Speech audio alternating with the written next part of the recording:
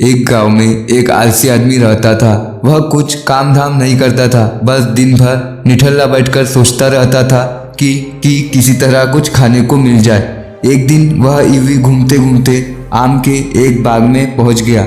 वहाँ रसीले आमों से लदे कई पेड़ थे।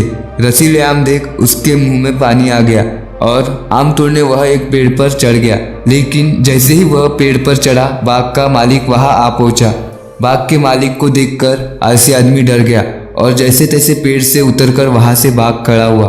भागते भागते वह गांव के बाहर स्थित जंगल में जा पहुंचा। वह बुरी तरह से थक गया था, इसीलिए एक पेड़ के नीचे बैठकर सुस्ताने लगा। तभी उसकी नज़र एक लोमड़ी पर पड़ी।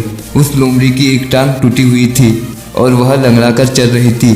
लोमड़ी को देख आलसी आदमी सोचने लगा कि ऐसी हालत में भी इस जंगली जानवरों से भरे जंगल में ये लोमड़ी बच कैसे गई, इसका अब तक शिकार कैसे नहीं हुआ। जिज्ञासा में वह एक पेड़ पर चढ़ गया और वहां बैठकर देखने लगा कि अब इस लोमड़ी के साथ आगे क्या होगा।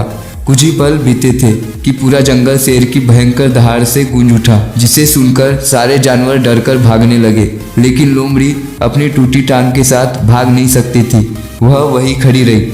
शेर लोमड़ी के पास आने लगा। आलसी आदमी ने सोचा कि अब शेर लोमड़ी को मारकर खा जाएगा, लेकिन आगे जो हुआ वह कुछ अजीब था। शेर लोमड़ी के पास पहुंचकर खड़ा हो गया।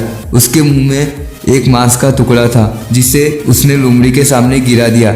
लोमड़ी इत्मीनान से मांस के उस टुकड़े को खाने लगी। थोड़ी देर बाद शेर वहां से चला गया।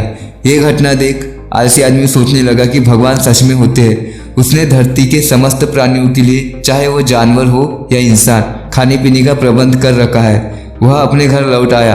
वह घर आकर 2-3 दिन तक बिस्तर पर लेटकर प्रतीक्षा करने लगा कि जैसे भगवान ने शेर के द्वारा लोमड़ी के लिए भोजन भिजवाया था, वैसे ही उसके लिए भी कोई ना कोई खाने पीने का सामान ले आएगा। लेकिन ऐसा कुछ नहीं हुआ। भूख से उसकी हालत खराब होने लगी। आखिरकार उसे घर से बाहर निकलना ही पड़ा। घर के बाहर उसे एक पेड़ के नीचे बैठे हुए बाबा दिखाई पड़े।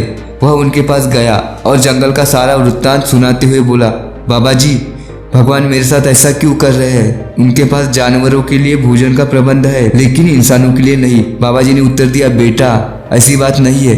भगवान के पास सारे प्रबंध है, दूसरों की तरह तुम्हारे लिए भी। लेकिन बात यह है कि वह तुम्हें लोमड़ी नहीं, शेर बनाना चाहते थे।